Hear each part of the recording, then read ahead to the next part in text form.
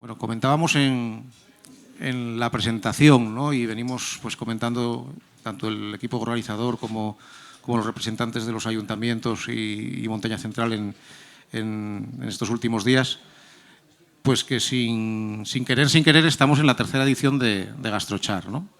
Aquello, bueno, pues empezó como un pequeño encuentro en una primera edición en 2021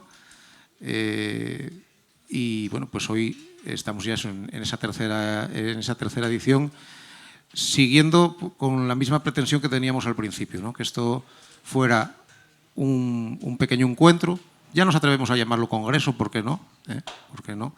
Pero peculiar, donde tan importante sea la calidad de los ponentes como la calidad de esos correos de transmisión que son los comunicadores. Tenemos un enorme plantel de comunicadores gastronómicos de primer orden de todo el Estado y yo creo que hay una suerte, y también muchos de ellos como correa de tracción y de transmisión son los que nos permiten llegar a otros muchos de los ponentes que vienen a Gastrollar.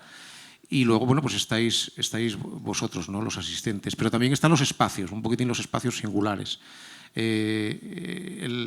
Mañana, el martes, esas visitas, esas salidas de campo que decimos que hacemos, ya vimos en las dos primeras ediciones que, bueno, pues que despertaban muchísimo interés. Hoy esta primera edición pues la estamos haciendo pues un poco pues eso, como llevar a más eso de estar en un espacio singular, pues estar en una eso, mezclar pues todo tipo de artes. Estáis pudiendo disfrutar de una obra escultórica única de Herminio, enfrente de una central artística, en una casona de les artes, fusionando todo eso que hablábamos antes también de la gastronomía como ciencia, como arte, etcétera, etcétera. A lo largo de esos 3 años pues pasan siempre pues mucha gente por aquí. El primer año hubo una presencia muy importante de hosteleros de la comarca de Montaña Central, presentándonos sus proyectos. Y cada vez pues traemos gente pues de lugares también más singulares del Estado español, pero son muy importantes también los ejemplos de casa, ¿no? Y en esta tercera edición me hacía mucha ilusión que estuviera con nosotros la familia Niembro, ¿no? Asiegu, o sea, yo creo que hablar de Asiegu, del Concello de Cabrales, sin lo que tienen que ver estos 3 señores y todas sus generaciones, ¿no? Les que ya no están y los que vienen por detrás, pues no tendría sentido, ¿no? Asiegu es mucho más que ellos, pero son ellos, ¿no? Son ellos. Cuando alguien habla de Asiegu, seguramente que sí conoce a Clara Caso, a Javier Niembro, a Manolo Niembro, pero es que luego ya esa semilla que hace unos cuantos años plantaron ellos ya nos lleva a hablar de otras familias y otras nuevas generaciones, como pueden ser Pablo y Rocío Bueno con su quesería en ecológico, pues muchas cosas que yo creo que en estos 20 minutinos largos pues vamos a poder conversar con ellos. Yo los conocí hace muchos años y la primera vez que visité la ruta del queso y la sidra, que yo creo que pues un poco la madre del cordero de toda esta historia que vino detrás, o por lo menos a lo mejor ellos ya lo tenían muy claro, pero a la vista de los demás pues fue el origen de muchas cosas que fueron sucediendo. Cuando tuve el placer de hacer aquella primera vez la ruta del queso y la sidra, os invito a que lo descubráis, bueno, quedé atónito, ¿no? por cómo se podía, con la sencillez con la que te transmiten la realidad de un núcleo rural y cómo generaban un producto con una calidad turística encomiable, o sea, brutal, y cómo era un turismo a la vez, o sea, una explicación, una ruta tan sencilla y de tanta atracción, yo creo que para todo grupo de edades y de clases, de estratos sociales, de culturas, ¿no?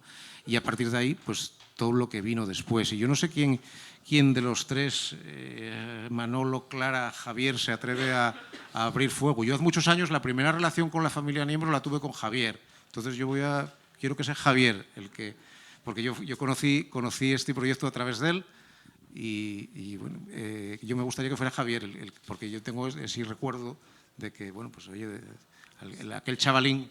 Voy a ser yo. Bueno, pues bien, los hermanos Niembros son así, o sea, no os gustan los guiones.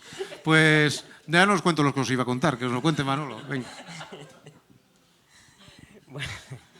Bueno, yo arriesgando, no sé si me escuchas, supongo que sí, arriesgando muchísimo, pues siempre recomiendo a todos en general y a los guajes míos también, que lo más importante en la vida es desobedecer.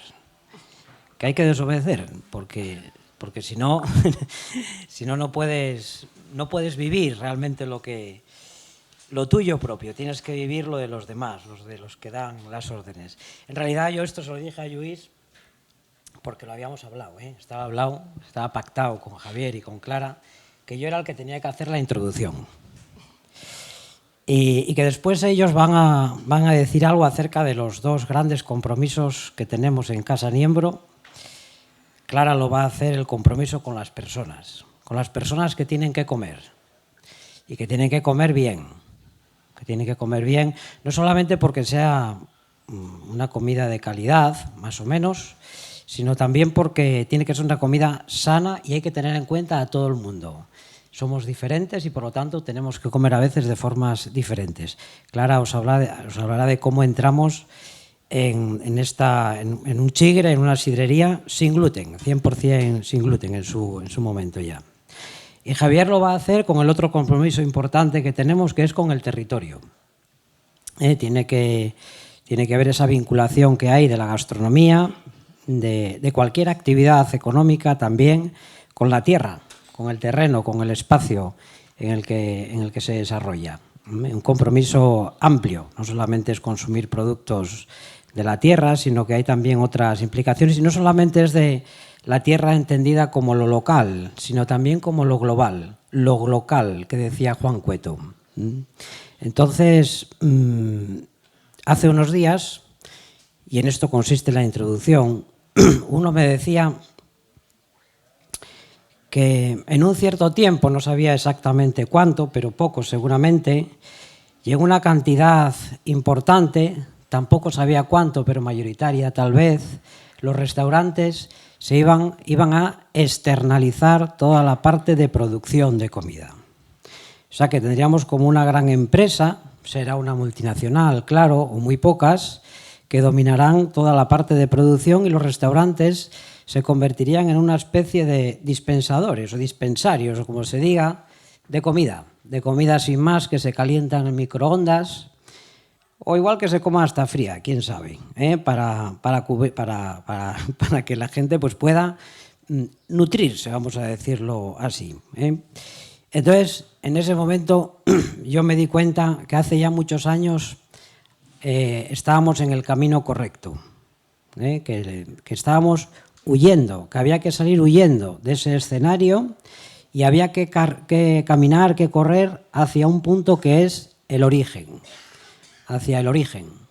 El origen que nunca va a ser inalcanzable. Nadie va a alcanzar el origen nunca, pero que como con la utopía también estamos seguros de que aunque nunca se vaya a alcanzar, estamos seguros de eso, también estamos completamente seguros de que es el lugar hacia el que hay, el destino hacia el que hay que caminar. Y ese origen, para nosotros, es la casería. La casa campesina asturiana, con toda su complejidad, es el origen, ciertamente, de este mundo, de Asturias también, que además protagoniza la mayor parte de su historia, más de 1000 años de historia de las caserías, que son las que nos aportan también esta importante cultura gastronómica. Y en Casa Niembro eso lo hacemos porque valoramos los productos de la casería. Aquellos productos que muchas veces fueron marginados, denostados, despreciados, menospreciados y que fueron relegados solamente al consumo de las clases populares, de los campesinos y después, en algunos productos, como es el caso de la sidra, el de la clase trabajadora, en los barrios marginales. Da que pensar que ahora Oviedo se reivindique como capital de la sidra. Hace no mucho tiempo. Es porque entonces la sidra ya subió de estatus, seguramente. Y en esto tiene mucho que ver, claro, el que se hagan este tipo de congresos, este tipo de actividades que ponen en valor estos productos, porque realmente todos tienen su valor. Quizás la sidra para nosotros es el producto más transversal de todos, que nos lleva a la esencia misma de la casería. De hecho, aunque no es nada oficial y además no queremos hacerlo oficial, no merece la pena, la llamamos sidra de casería. Si lo quisiéramos hacer oficial, significaría que tendríamos que pagar a alguien para que dijera que eso es así. Y a mí eso no me hace falta. Y a mis clientes tampoco les hace falta. Si me quieren creer, que me crean. Y si no, me da igual, que no la beban, así de claro. ¿Por qué es de casería una sidra? Una sidra es de casería porque nosotros se basa, claro, en el cultivo de la manzana. Y para eso, desde hace ya muchos años, empezamos a renovar las pumaradas tradicionales de la familia. Eso también es de casería. Es decir, no pudimos comprar tierras para hacer nuestras pumaradas. Las tenemos que utilizar las que tiene la familia. Sería muy difícil de otra manera para nosotros, o tal vez imposible. Entonces empieza por la plantación, planificación de las pumaradas y luego la transformación de esa manzana en sidra, que es lo que vamos a hacer ahora próximamente, a iniciar a mediados de este mes de octubre, y hacerlo pues siguiendo el método tradicional de la sidra asturiana, de la sidra natural asturiana. Ojo, que no estoy en contra de la sidra industrial, ni mucho menos. Siempre me lo preguntan, ¿y tú qué piensas de tal o cual sidra? Digo, me parece muy bien, es otra cosa, pero me parece estupendamente bien que haya muchos tipos de sidra. De hecho, eso es uno de los momentos de gloria que vive la sidra en estos tiempos, que es la aparición de otros tipos diferentes de sidra, incluso sidra natural. Pero hacer sidra natural significa que la sidra lo que tiene que llevar es manzana. ¿Cuál es el ingrediente de la sidra? La manzana, pero la manzana en plural, que para eso tenemos toda una cultura campesina que nos aportó, como los mejores ingenieros genéticos que pueda haber ahora, más de 800 variedades diferentes de manzanas de sidra. Ese es nuestro patrimonio, ese es el patrimonio de la cultura campesina asturiana en el campo de la sidra. Como me lo dijo un día un señor de Nueva York, que hacía sidra precisamente en Nueva York. Dice, hago 25 tipos de sidra, yo una, entonces ¿por qué vienes aquí? Por las manzanas que tenéis vosotros aquí. Y después, el final de esa sidra es el comercializarla también directamente. Y para eso está Casa Niembro, el sigre. La sidrería Casa Niembro es donde se va a beber la sidra que nosotros hacemos. Por lo tanto, nuestro empeño no está en producir más sidra para conquistar el mercado, para llegar más lejos, para vender un contenedor de sidra, como una vez me demandaron para Italia. No, está en producir las manzanas, en hacer la sidra lo mejor posible y en atender a la gente que viene a beberla también lo mejor posible. Eso es un restaurante de casería. Y ahora ya os dejo, porque si no me pongo yo aquí, cojo el micrófono y no callo toda la mañana, con Clara y con Javier. Muchas gracias. Bueno, Clara, con semejante introducción que tienes en casa permanentemente los 365 días del año, ahora vaya papelón. Venga. Pues sí, es muy difícil de superar.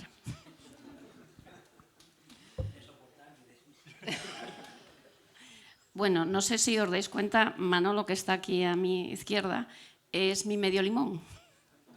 No es la media naranja.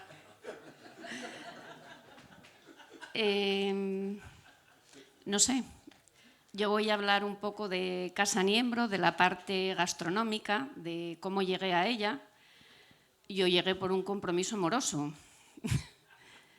Por un compromiso amoroso, por un compromiso con la tierra, por un compromiso con hermanos Niembro y después con un problema de salud.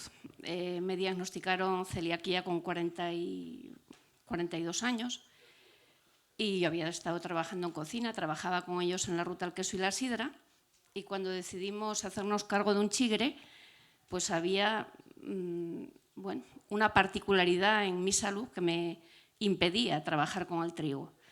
Entonces, lejos de desmoronar, de cesar en el empeño o de pensar que eso iba a ser un obstáculo, decidimos hacer, si no fue el primero, uno de los primeros restaurantes a nivel nacional con una carta al 100% libre de gluten.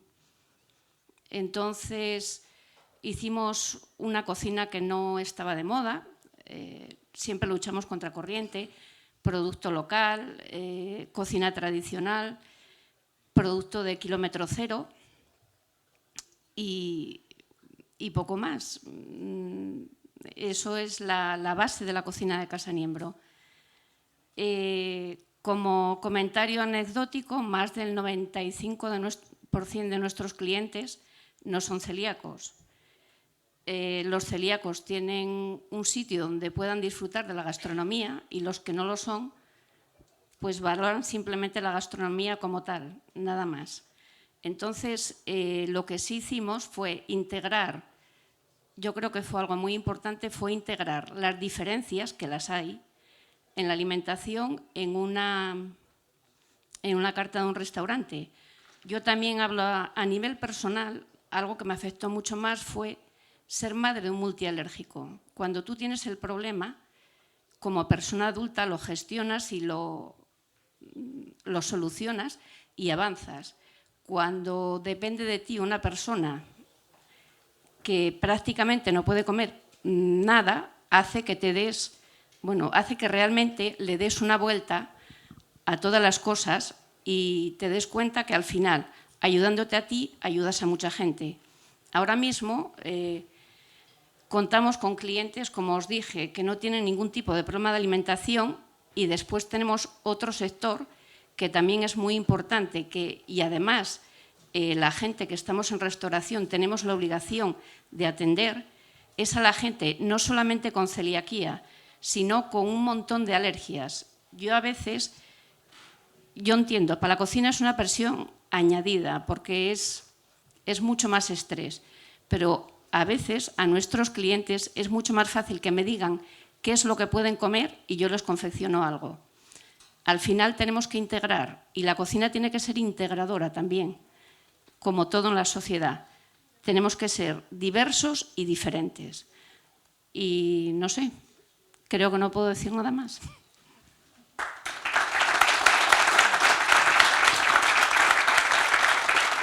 Creo que Clara tiene seguramente muchísimas cosas que decir. Casaniembro fue 1 o 2 veces mejor restaurante sin gluten de España. Alguna más de 1 y de 2, ¿no? Yo creo que para los que no tenemos problemas con el gluten, Casaniembro es un templo. Para los que tienen problemas con el gluten es un santuario. Ahí lo voy a dejar de momento para pasar con Javier. Javier. Sí. ¿Me vas a hacer alguna pregunta? No me atrevo. Bueno, pues yo soy, digamos, en este caso la tercera pata del tallo, ¿no? Que en mi caso, bueno, pues hice una incorporación a la agraria en el año 2006 con la plantación de manzano de sidra, con la idea de en algún momento, y lo hemos conseguido ya, tener el 100% de la manzana que necesitamos para hacer la sidra que se bebía y se bebe en Casaniembro, ¿no? Y bueno, pues al principio, bueno, los ánimos tampoco fueron alguien que, bueno, somos unos chavales de Asiegu que tuvimos la suerte de que nuestros padres, cuando teníamos 14 años, en vez de, pues tirar de nosotros de mano de obra casi, ¿no? Como tantos otros en el campo, pues nos mandaron internos a la universidad laboral, ¿no? Allí te explicaban, cuando ibas a casa, las veces que ibas, la enorme responsabilidad que tenías de estudiar para no perder la beca, y sobre todo la oportunidad que tenías de irte de la aldea casi, ¿no? Porque te educaban casi desde el campo para marchar, ¿no? No educamos nunca para quedar, al revés, es como que quedarte es como un paso atrás, ¿no? Luego, bueno, pues curiosamente Manolo estudiaba Derecho, yo hacía Relaciones Laborales también. A mí me quedaban 3 asignaturas para terminar la carrera, quiero decir que podía estar haciendo ahora mismo, en fin, papeles en un despacho quizás, ¿no? Pero él me convenció de que teníamos que buscar una formación para volver a Asiegu. Y así fue como terminamos en la Facultad de Geografía, en el Milán, en Oviedo, estudiando, y ya cuando estudiamos Geografía, con la idea de formarnos y de desarrollar una empresa de turismo rural allí en Asiegu, pues nos dimos cuenta del enorme potencial que teníamos con las excursiones geográficas que hacíamos con la facultad, ¿no? Por distintos sitios de España que recorríamos con los profesores. Y así fue como empezamos con la ruta. Fue un primer contacto, pero detrás de eso era necesario apuntalar la parte de la despensa, la parte, digamos, de la producción de la materia prima, porque en casa teníamos la tradición familiar de hacer sidra, y bueno, también aprovechamos la enorme oportunidad que significó para Siego una concentración parcelaria, donde también trabajamos aportando ideas, ¿no?, a esa concentración parcelaria, que fue una oportunidad para la reordenación del territorio y sobre todo para que las fincas de nuestros padres, pues una vez agrupadas, fueran un sitio perfecto para desarrollar esa actividad agrícola en un primer momento, con 15, 16 ahora mismo variedades de la denominación de origen de sidra, unas casi 5 hectáreas que tenemos. Y bueno, una vez que teníamos esas plantaciones en marcha, desde el minuto cero en ecológico, porque fue el compromiso que adquirimos, hubo que dar un paso más hacia a la integración en esa actividad agrícola, que fue con la introducción en el 2008 de un rebaño de ovejas Sialda, que al día de hoy son unas 80 madres y que nos sirven para pastorear por debajo de los manzanos, para limpiar en parte, también para abonar y para hacer lo que en Francia denominan los ecovergies, ¿no?, que son sistemas agroganaderos mixtos, en este caso en ecológico, y que nos permiten luego poder sacar al mantel pues la sidra que nosotros mismos producimos desde cero, y también uno de los platos estrella de Casa Niembro, que es el cordero Sialdo en ecológico guisado a la sidra, curiosamente también, para redondear un poco el círculo, ¿no? Entonces, yo tengo la anécdota este año de que nos empeñamos en que había que escanciar la sidra, porque no podíamos dedicarle tanto tiempo, tantos años, ¿no?, a hacer sidra para luego no tener el rato que hay que tener, ¿no?, para que esa sidra llegue en las mejores condiciones posibles a los clientes. Y es un orgullo poder estar escanciando tu propia sidra y poder explicarles a la gente que lo que están bebiendo es algo que tú viste nacer desde el minuto cero, porque tú fuiste el que plantaste, ¿no?, los manzanos que dan la manzana para beber la sidra que están bebiendo. Entonces, yo creo que muchas veces nos dijeron que esa famosa frase, ¿no?, de os mereció la pena estudiar para acabar teniendo ovejas, ¿no?, porque siempre se dijo aquella frase, ¿no?, de si o estudias o te compra un rebaño ovejas, ¿no? Pues en este caso se puede decir, resumiendo, que nosotros estudiamos para poder comprarnos nosotros mismos por decisión propia el rebaño de ovejas, ¿no?, del cual estamos tremendamente orgullosos, porque nos quitan trabajo y porque nos aportan una calidad de producto muy, muy, muy importante.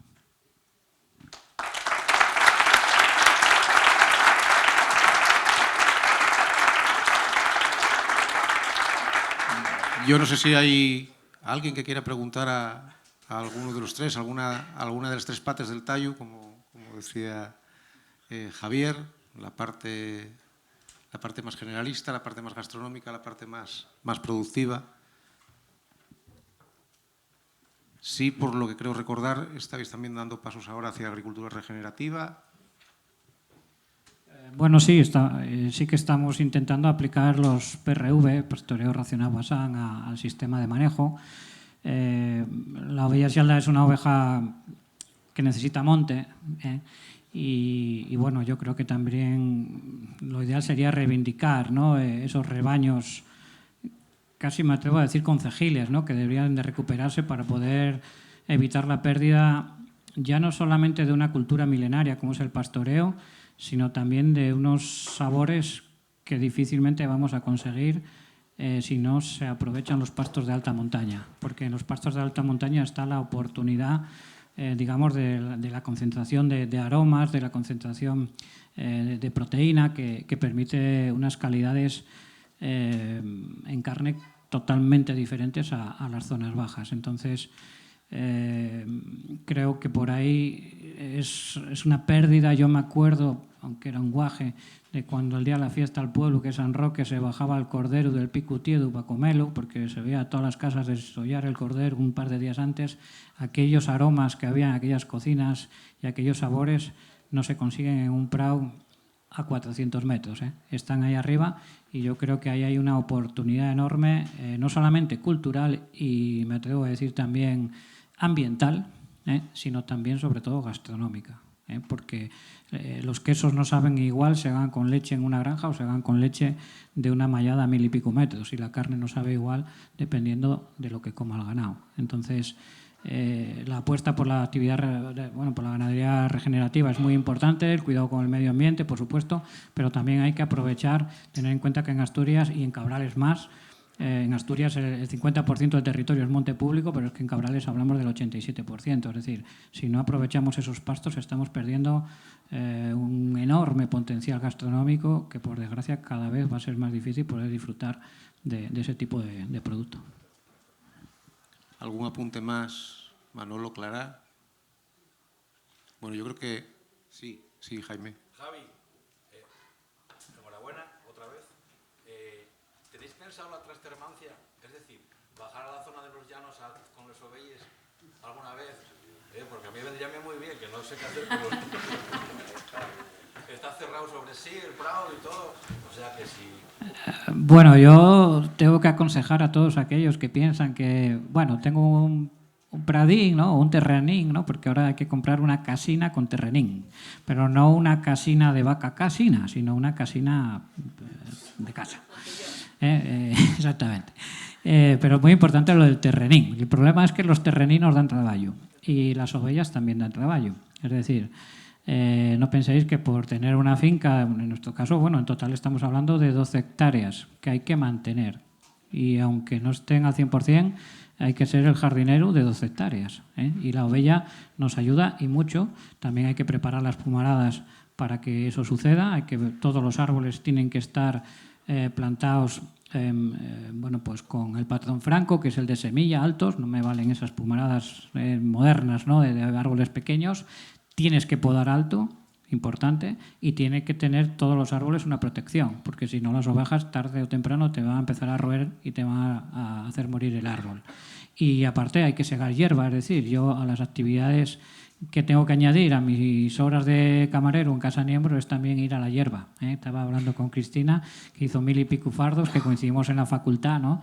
Y pues sabemos los que tenemos que andar con los fardos de hierba, los días de calor, pues el trabajo que significa no solamente preparar el invierno, que es muy importante, sino luego toda la parte de la paridera y todo el manejo, desparasitar. Ya no os cuento, imaginaros en una multiactividad como la nuestra, donde hay ganadería, donde hay una industria agroalimentaria, donde tenemos un restaurante, donde hay una casa de aldea, en fin.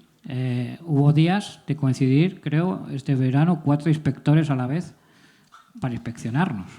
Con lo cual, imaginaros los papeles que hay detrás de esos 4 inspectores, que si el de ecológico, que si el de riesgos laborales, que si el de la sidra, porque tienes que llevar los apuntes como, cada botella de sidra que sale a llegar hay que apuntarlo en un registro, en fin. Todo esto sí que es verdad que como no se adelgace y se favorezca un poquitín esta multiactividad, que antes era fundamental, porque las caserías se basaban precisamente en eso, ¿no? En pequeñas producciones que eran el conglomerado que se apoyaban mutuamente para hacer una producción válida. Y ahora, claro, es que es una licencia por cada actividad, lo cual complica bastante, hasta el punto que tenemos una persona casi contratada exclusivamente para llevarnos los papeles de la casería.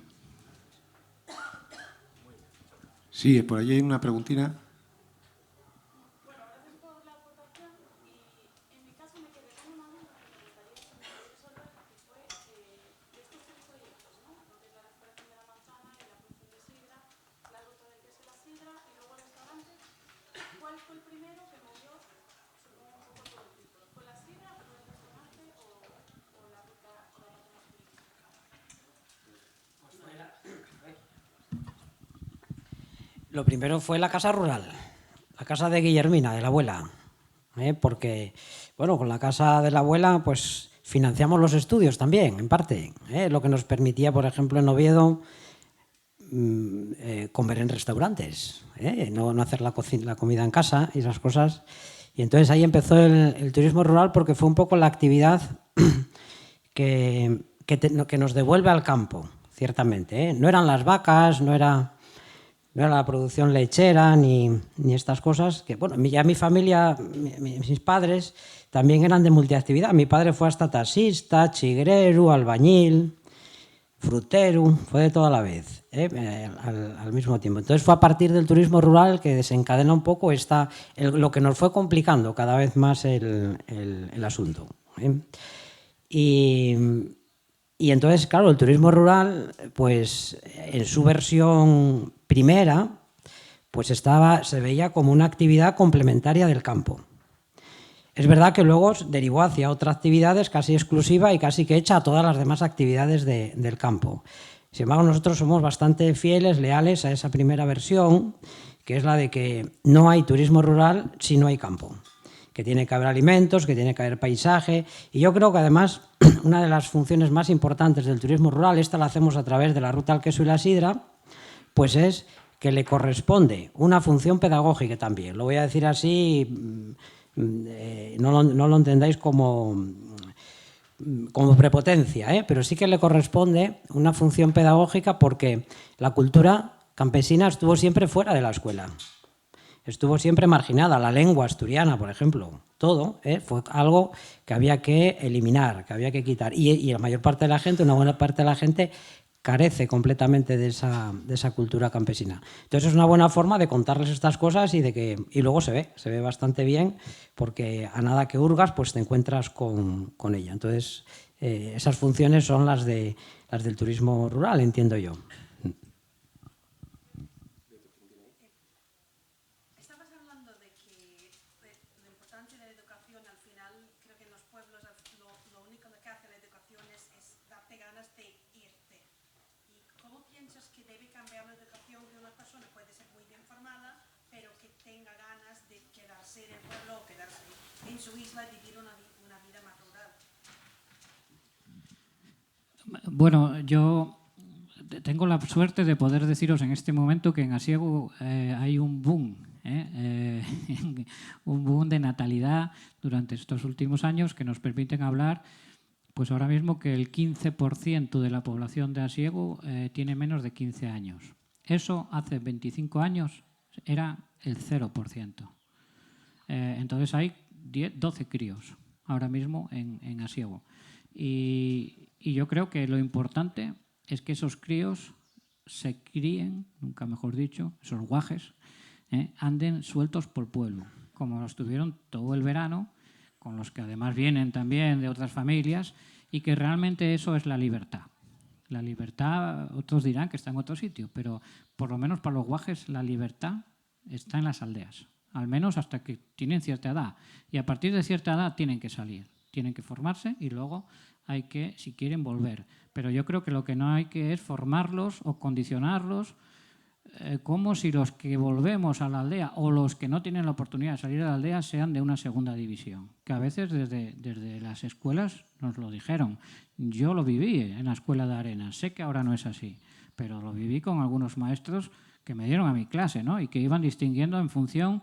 Ya no voy a decir si era el hijo de un trabajador de cuello blanco o de cuello azul, pero que dependiendo incluso de la zona de Arenas donde vivías, si estabas en la carretera eras diferente si eras de Río, que era el barrio, digamos, Bronx, ¿no? de allí de Arenas, ¿no? Por poner un ejemplo. O si eras hijo de un ganadero, no era lo mismo que ser el hijo, pues, del banquero del pueblo o del médico o de otras personas que, bueno, pues entonces yo creo que es fundamental educar a los críos en que conozcan bien su territorio. Y de hecho nosotros tenemos una asociación cultural en Asiego que estamos constantemente intentando inculcar ese amor a la tierra, pues constantemente con pequeños talleres y que se sientan a gusto y que creen ese lazo, porque ese lazo les va a durar toda la vida. Toda la vida. La gente que nace en una aldea, casi si pueden, vuelven a morirse a la aldea. Lo estamos viendo con los emigrantes. Y es un lazo emocional fundamental. Luego ya podrás marchar y desarrollarte personal, profesionalmente, donde quieras, porque evidentemente tiene que ser así, pero yo creo que lo importante es que la gente tenga ese cariño al sitio donde nace y que no lo vea como un obstáculo, sino como una oportunidad, que para mí lo es. Pues muchísimas gracias, familia.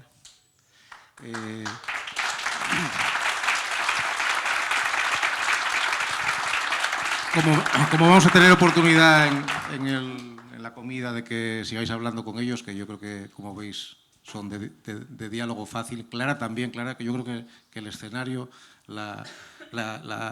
pero ya veréis como abajo tiene mucho más discurso del que hoy nos... La verdad es que tienes un problema con estos dos, ¿eh?